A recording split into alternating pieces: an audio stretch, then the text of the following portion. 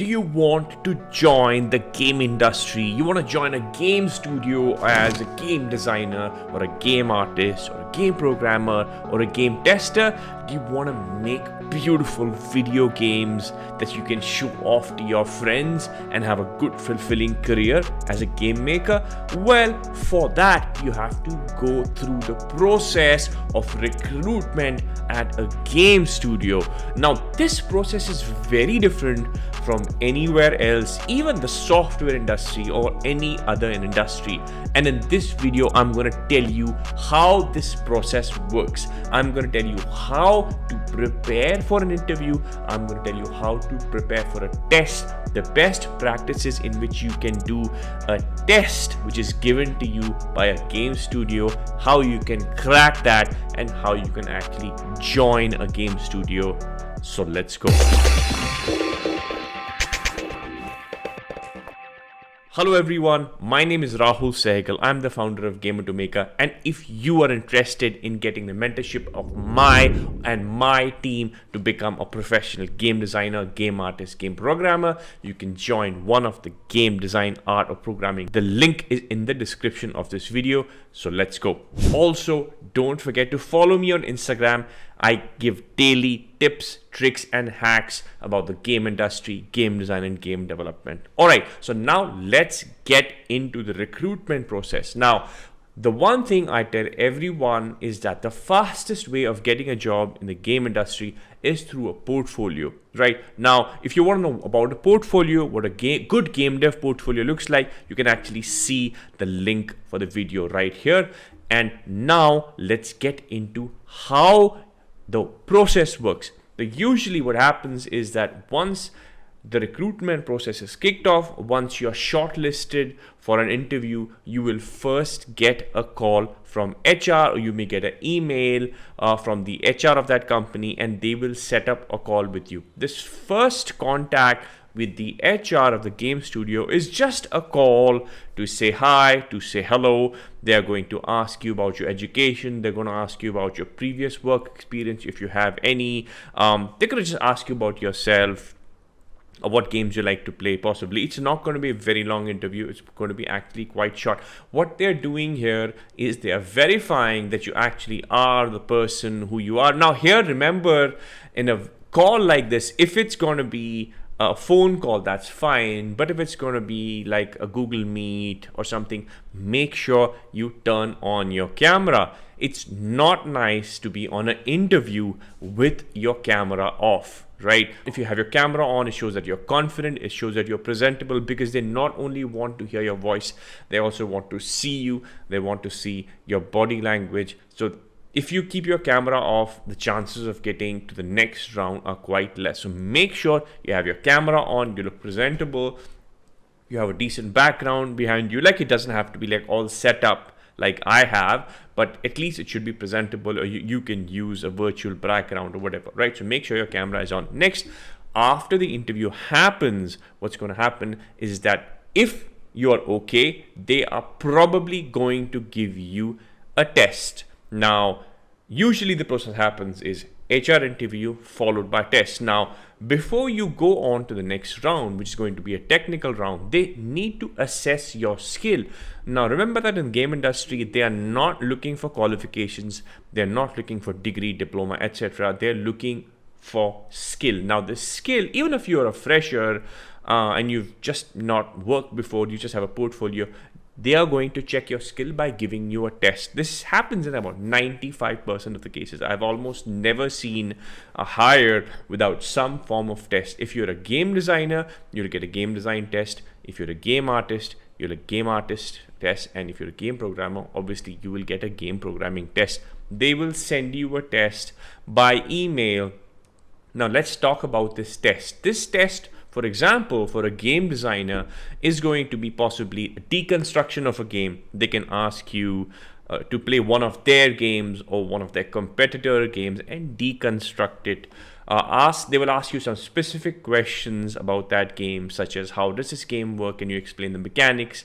Can you explain how the game monetizes? how the game, that is how the game makes money, or they can ask you how you would improve upon that game.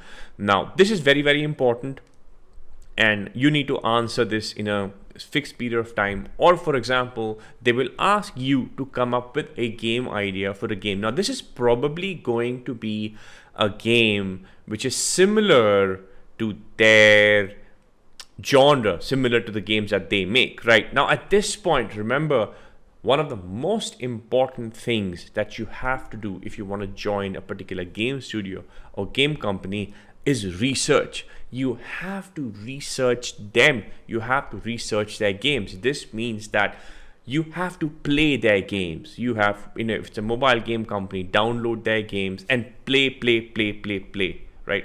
I've gone for interviews where I've spent a week, 10 days really playing their games, understanding their games, understanding their IPs, understanding how they monetize, understanding the design, art, philosophy, right? It's very, very important to do this research before you get into the selection process.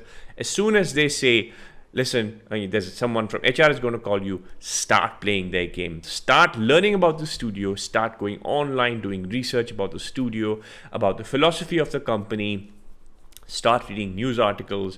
If you have some founders from the company who have given interviews, etc., watch those on YouTube, watch those on the internet. Absolutely absorb yourself in that company and their games. Now this is going to become very, very useful, because when you are giving a test, for example like the game design test, you need to align your answers, you need to align your design according to what they like. It's possible that they may have a certain design philosophy, their games may be a certain way, whereas you as a gamer may follow a completely, maybe you don't like mobile games, maybe you're a PC gamer, maybe you like playing Call of Duty or Valorant or whatever, and now you're working on a Candy Crush kind of match 3 game for mobile. It doesn't, so that you have to completely leave behind your thinking about the games you play, and you have to really get into the mindset of the company that is looking to hire you. So this preparation is really going to help you. So remember, when you're answering that game design test or whatever, you have to make sure that you keep these things in mind. Right now, in the test, make sure that your answers are concise. Don't just go off and write big, huge, massive sentences. If there is a word limit in that test, make sure that you stick to that word limit. Keep your answers neat. Keep your English concise. Don't make grammatical mistakes. Keep the formatting nice. Use pictures, use diagrams, use mock-ups to explain concepts. Make screenshots and stuff like that.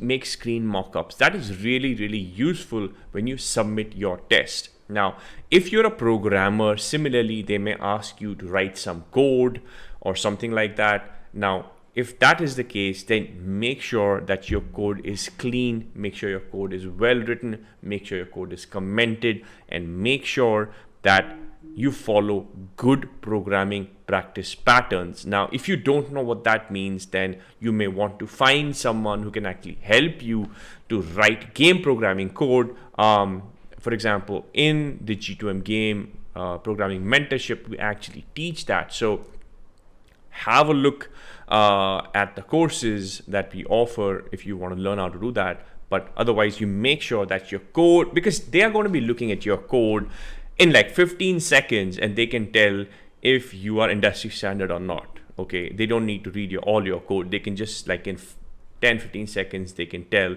if you know how, because normal code is different from game code. So make sure that you write your code properly.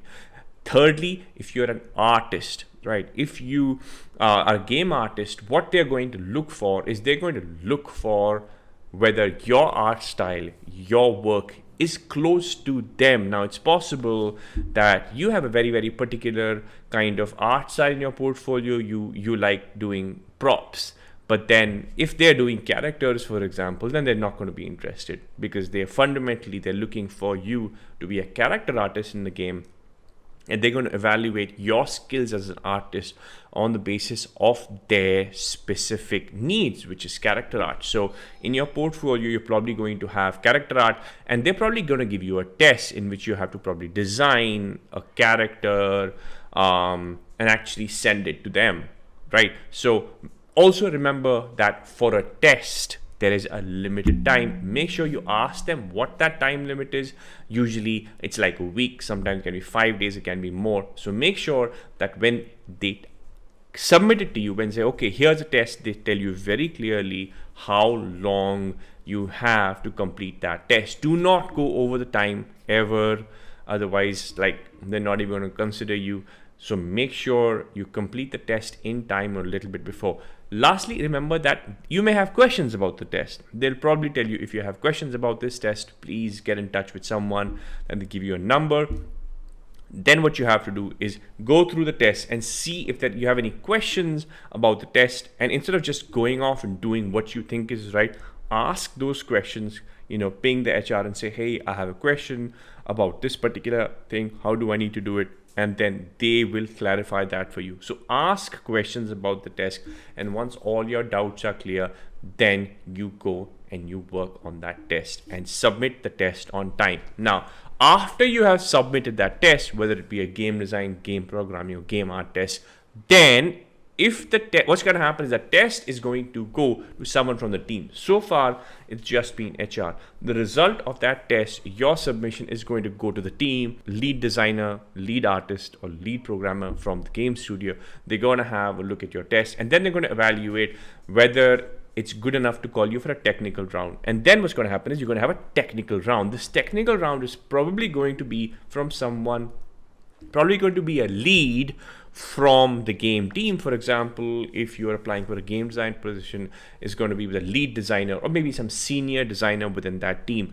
And then the senior designer is going to have a call with you. Once again, usually this is a video call. Make sure your camera is on, make sure you're presentable, and that lead designer, artist, programmer, whatever, is going to talk to you and ask you questions. Most of the questions are usually on the basis of your submission of your test.